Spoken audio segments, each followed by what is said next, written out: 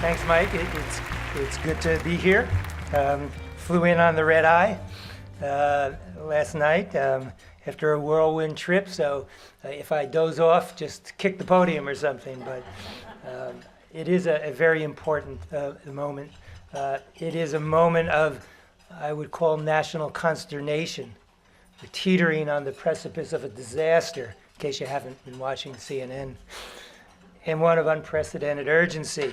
And by the way, there's also an upcoming presidential election.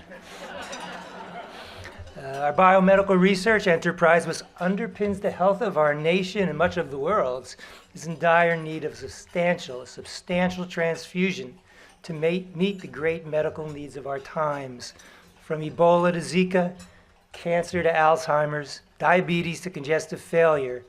But while we await someone to take action to improve funding of biomedical research, we are losing precious time. Some of us can remember a time when no career was more attractive or exciting than a career in medicine, when medical research carried out by curious physician scientists was American medicine's highest calling, in whose output built the biotechnology industry and sustained the pharmaceutical industry.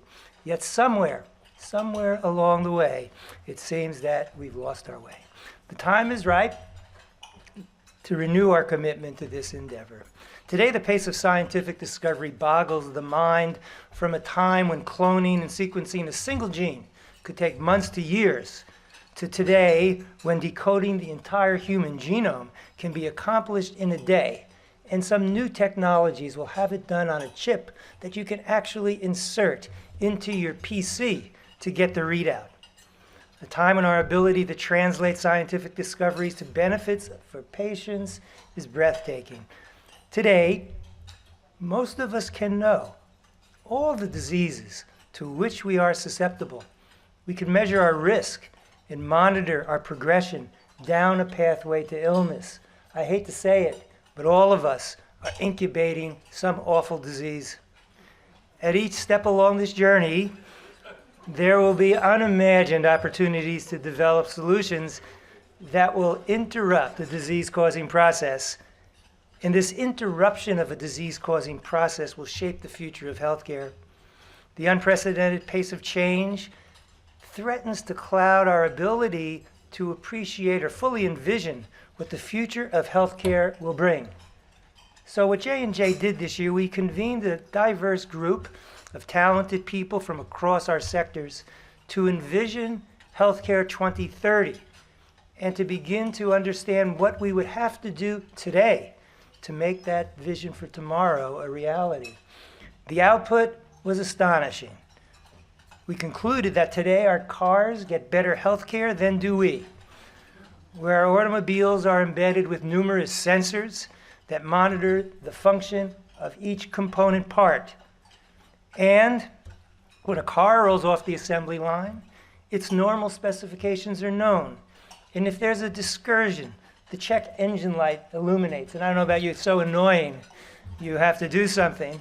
And this signals that it's time to download the data to a computer to make an adjustment before something goes wrong.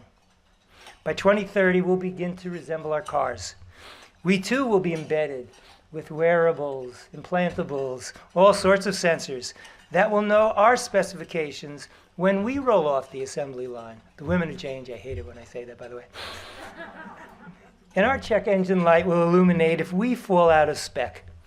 Data from our sensors will then be downloaded into a Watson-like computer, and we will receive instruction to make lifestyle changes, adjust our medications, or in some instances, see a healthcare provider, and do something to intercept a disease-causing process.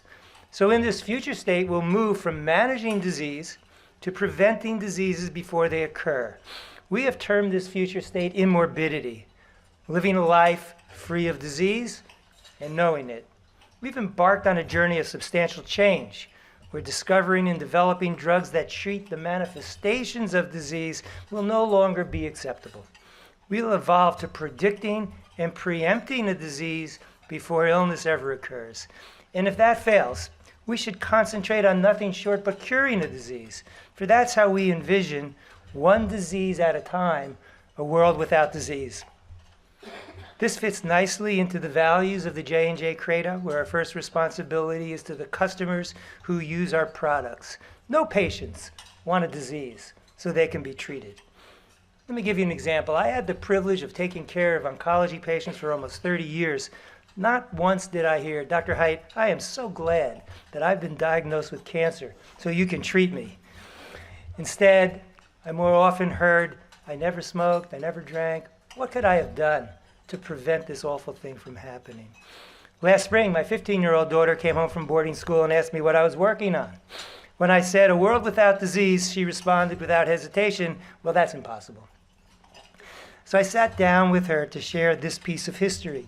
Over 50 years ago, in a football stadium at Rice University, President Kennedy challenged this nation to go to the moon, and he did not minimize the difficulties to be faced. Let me tell you a few of the things he said. He said, "We shall send to the moon 240,000 miles away from a control station in Houston, a giant rocket longer than the Rice football field, made of new metal alloys, some have not yet been invented, capable of withstanding heat and stresses several more times than have ever been experienced.